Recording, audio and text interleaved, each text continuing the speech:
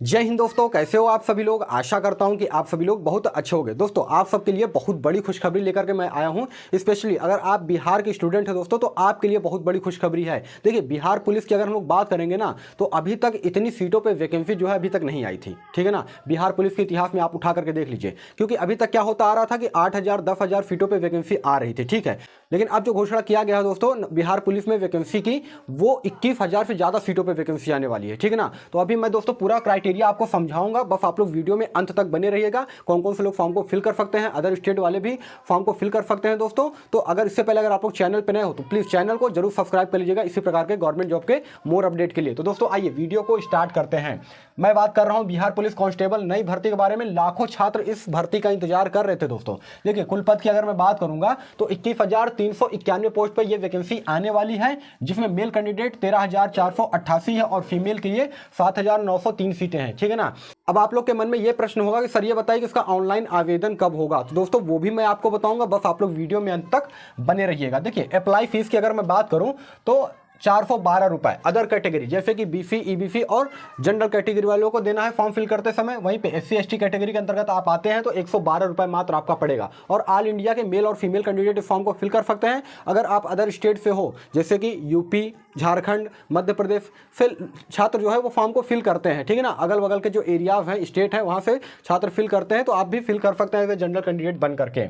As की मैं बात करूंगा तो 18 से 25 साल आपके होना चाहिए दोस्तों। और यहाँ पे देखिए, एज काउंट कब से होगा ये अभी क्लियर नहीं है, क्योंकि अभी इसका नोटिफिकेशन आया नहीं है दोस्तों। लेकिन मेरी माने तो 1 जनवरी 2023 से एज को काउंट किया जाएगा। लेकिन ये क्लियर तब होगा जब इसका ऑफिशियल नोटिफिकेशन आ जाएगा। ठीक है ना, लेकिन वैसे रहेगा इतना ही। देखिए, एज में छूट भी मिल रहा है दोस्तों। अगर एज में छूट की अगर हम लोग बात करेंगे तो बीसी ईबीसी के जो छात्र हैं उनको 2 साल का छूट मिल रहा है। बीसी ईबीसी में जो फीमेल कैंडिडेट है उनको 3 साल का, और एससी एसटी कैटेगरी को 5 साल का यहाँ पे छूट दिया जा रहा है। तो यहाँ पे पर्याप्त मात्रा में एज है दोस्तों।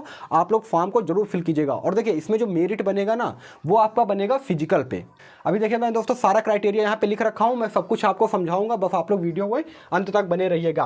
क्वालिफिकेशन क्या मांगा जा रहा है, तो केवल 12th पास। अगर आप 12th पास हो किसी भी बोर्ड से, आप फॉर्म को फिल कर सकते हो दोस्तों। यहाँ पे परसेंटेज का कोई भी इश्यू नहीं है। पहले आपका बुद्धि परीक्षण होगा, उसके बाद शक्ति परीक्षण होगा, यानी कि पहले रिटन होगा और उसके बाद आपका फिजिकल होगा दोस्तों। वो मैं आपको वीडियो में आगे बताऊंगा। देखिए, रिटन एग्जाम सिलेबस की अगर हम लोग बात कर लेंगे कि किस सब्जेक्ट से क्वेश्चन पूछा जाएगा, तो आप लोग यहाँ पे ध्यान से समझिएगा दोस्तों। नंबर ऑफ क्वेश्चन 100 होंगे, 100 अंक का, यानी कि जो एक क्वेश्चन होगा आपका 1 अंक का होगा, जिसके लिए 2 घंटे का समय दिया जाएगा। और कोई भी निगेटिव मार्किंग नहीं है। इसका मतलब है आपको सारे क्वेश्चन अटेम्प्ट करना है दोस्तों। ठीक है, नंबर ऑफ क्वेश्चन 100 है तो 100 क्वेश्चन आपको अटेम्प्ट करना है। और अगर जिस क्वेश्चन में आपको लग रहा हो कि ये क्वेश्चन मुझे नहीं आ रहा है, तो उसमें आपको तुक्का भी लगा देना है। ठीक है ना, क्योंकि छोड़ने से क्या होगा दोस्तों, वैसे भी निगेटिव मार्किंग तो है नहीं, है ना, तो छोड़ने से आपका लॉस होगा। तो इस वजह से आपको पूरे क्वेश्चन अटेम्प्ट करके आना है। किस किस सब्जेक्ट से क्वेश्चन पूछे जाएंगे ये देख लेते हैं। तो जीके यानी कि जनरल नॉलेज और करंट अफेयर्स की अगर हम लोग बात करेंगे तो जीके से 40 क्वेश्चन और करंट अफेयर से 5 क्वेश्चन रहेगा, यानी कि 45 क्वेश्चन यहीं से पूछा जाएगा दोस्तों। साइंस की बात करेंगे तो 30 क्वेश्चन साइंस से पूछा जाएगा। मैथ से 10 क्वेश्चन पूछे जाएंगे दोस्तों। और जो मैथ के क्वेश्चन पूछे जाते हैं ना, वो बिल्कुल सिंपल क्वेश्चन पूछे जाते हैं। सबसे ज़्यादा फोकस जो है आपको जीके, करंट अफेयर्स और साइंस पे करना है, क्योंकि यहीं अगर आप लोग देखेंगे तो 75 नंबर यहीं पे कवर हो जाता है, नंबर ऑफ 100 क्वेश्चन में। ठीक है ना, उसके अलावा दोस्तों हिंदी और इंग्लिश की हम लोग बात करेंगे तो हिंदी से 7 क्वेश्चन और इंग्लिश से 8 क्वेश्चन आपके पूछे जाएंगे। इसमें देखिए दोस्तों, आपको ये देखना है कि आपको मालूम है ना कि इस वक्त कंपटीशन कितना हाई लेवल है। और उस पर भी बिहार की अगर हम लोग बात करेंगे तो वहाँ तो कंपटीशन बहुत ज़्यादा है, क्योंकि वहाँ पे 1 से 1 धुरंधर है। ठीक है ना, तो आपको 100 में से कम 80 प्लस नंबर लाने हैं। ठीक है, अगर आप जनरल कैटेगरी हो, बीसी हो, ईबीसी हो, तो आपको कम से कम 80 प्लस नंबर रिटर्न में लाना है। और अगर आप एससी एसटी कैटेगरी हो दोस्तों, तो आपको भी मैं बता रहा हूँ कि 75 प्लस नंबर लाना है, तब जाकर के आप रिटर्न क्वालिफाई कर पाओगे। ठीक है ना, क्योंकि कंपटीशन बहुत टाइट रहने वाला है दोस्तों। क्योंकि नंबर ऑफ टोटल पद 21,391 पोस्ट पे ये वैकेंसी आने वाली है। देखिए, भर्ती प्रक्रिया कब से शुरू होगा उस पर हम लोग बात करेंगे वीडियो के अंत में। उससे पहले हम लोग जान लेते हैं कि सिलेक्शन प्रोसेस क्या है, यानी भर्ती प्रक्रिया क्या है। तो सबसे पहले बुद्धि परीक्षण होगा दोस्तों, यानी कि रिटन टेस्ट होगा। उसके बाद रिटन टेस्ट का पूरा क्राइटेरिया मैंने आपको यहाँ पे बता दिया है, कौन कौन से सब्जेक्ट से क्वेश्चन पूछे जाएंगे, नंबर ऑफ क्वेश्चन कितना रहेगा, समय कितना दिया जाएगा। उसके अलावा फिजिकल की अगर हम लोग बात करेंगे यानी शक्ति परीक्षण की, तो इसी पे आपका मेरिट बनेगा दोस्तों। वो मैं अभी आपको नीचे बताऊंगा। उसके भी आपको नंबर दिए जाएंगे दोस्तों, रनिंग का नंबर दिया जाएगा, गोला फेंक का नंबर दिया जाएगा, हाई जंप का नंबर दिया जाएगा। ठीक है ना, वो मैं अभी आपको बताऊंगा। उसके बाद मेडिकल देखिए होगा, मेडिकल केवल नाम मात्र का होता है, और डॉक्यूमेंट वेरिफिकेशन होता है। देखिए डॉक्यूमेंट वेरिफिकेशन में कौन कौन से डॉक्यूमेंट लेकर के जाना है वो भी मैं आपको बता देना चाहता हूँ। कास्ट सर्टिफिकेट लगेगा, रेजिडेंशियल सर्टिफिकेट लगेगा। कास्ट सर्टिफिकेट में अगर आप ओबीसी हैं तो उसमें क्रीमी और नॉन क्रीमी लेयर का जो है वो बनता है सर्टिफिकेट, ठीक है ना, तो वो आप लोग अभी से बनवा लीजिएगा दोस्तों, ठीक है ना, अगर नहीं बना हुआ है तो, और अगर बना है तब तो फिर ठीक है। ये 2 सर्टिफिकेट जरूरी है, ठीक है ना, बाकी तो आपके पास सब कुछ होगा ही, आधार कार्ड होगा, पैन कार्ड होगा, है ना, 12th के मार्कशीट वगैरह होंगे ही, तो बस यही सब चीज़ें लगनी है। सैलरी की अगर हम लोग बात करेंगे दोस्तों तो सैलरी यहाँ पे अच्छा खासा मिलेगा। देखिए 42% महंगाई भत्ता, क्योंकि आपको मालूम है पहले 38% मिलता था, अब उसे बढ़ा करके 42% महंगाई भत्ता कर दिया गया है दोस्तों, तो आपकी सैलरी इंक्रीज हो गई, ठीक है ना। 21,500 से लेकर के 69,100 रुपये सैलरी मिलेगी। लेकिन ये जो फर्स्ट मंथ का आपका सैलरी मिलेगा ना, वो करीब करीब 26,000 के आसपास मिलेगा, ठीक है, 26,000 प्लस मिलेगा, क्योंकि इसमें HR अलाउंस, महंगाई भत्ता वगैरह इंक्लूड रहता है।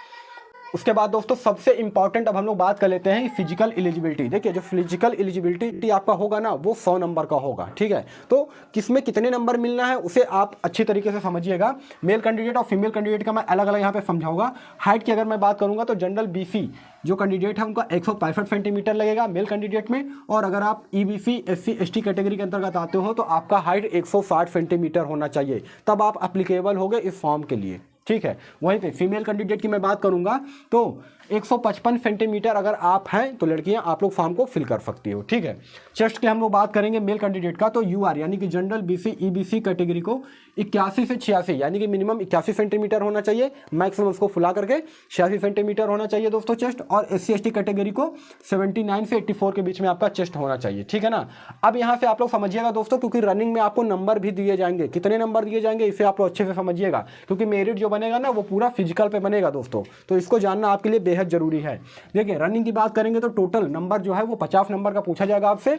6 मिनट के अंदर 1.6 किलोमीटर के रेस को पूरा करना रहेगा, लेकिन ये केवल क्वालिफाइंग नेचर का है। इतना अगर 6 मिनट के अंदर आप 1.6 किलोमीटर के रेस को पूरा करते हैं तो आपको क्वालिफाई तो हो जाएंगे, लेकिन आपको नंबर बहुत कम मिलेंगे। मैक्सिमम नंबर आपको लाना है। मैक्सिमम नंबर कैसे मिलेंगे दोस्तों? देखिए अगर आप 5 मिनट से कम समय लगाते हैं 1.6 किलोमीटर के रेस को पूरा करने में, तब जाकर के आपको पूरा 50 अंक मिलेगा। 5 मिनट से लेकर के 5 मिनट 20 सेकंड लगाते हैं तो आपको 40 अंक मिलेंगे। 5 मिनट 20 सेकंड से लेकर के 5 मिनट 40 सेकंड लगाते हैं तो आपको 30 अंक मिलेंगे। यानी कहने का मतलब है कि जैसे जैसे आप समय ज़्यादा लेंगे वैसे वैसे नंबर आपका घटता जाएगा, ठीक है ना। तो आपको कोशिश करना है कि 5 मिनट के अंदर अंदर जो है आपको 1600 मीटर के रेस को पूरा कर लेना है, जिससे कि आपको पूरे 50 नंबर मिले, ठीक है ना। समझ गए ना दोस्तों, ये चीज़ होना चाहिए। उसके अलावा देखिए अगर मैं फीमेल कैंडिडेट की बात करूंगा तो 5 मिनट के अंदर 1 किलोमीटर के रेस को पूरा करना होगा लड़कियों को, लेकिन यहाँ पे भी वही क्राइटेरिया सेम रहेगा। अगर आप 4 मिनट से कम समय में अगर 1 किलोमीटर के रेस को पूरा कर लेती हो तो आपको पूरे 50 नंबर आपको यहाँ पे मिलेगा। यानी कि जैसे जैसे समय ऊपर ज़्यादा लेंगे वैसे वैसे आपका जो नंबर है वो घटता जाएगा। कहने का मतलब कुल ये है, ठीक है ना। तो ये आपको समझ में आ गया होगा। उसके बाद मैं बात करूंगा गोला फेंक की। तो देखिए गोला फेंक जो आपका होगा वो 25 अंक का होगा। तो इसमें भी नंबर कैसे गेन करना है वो देख लीजिए। इसमें क्या होगा कि 16 पाउंड का गोला, 16 पाउंड का लगभग ये होता है 7.7 kg होता है, ठीक है ना, 7.7 किलोग्राम होता है।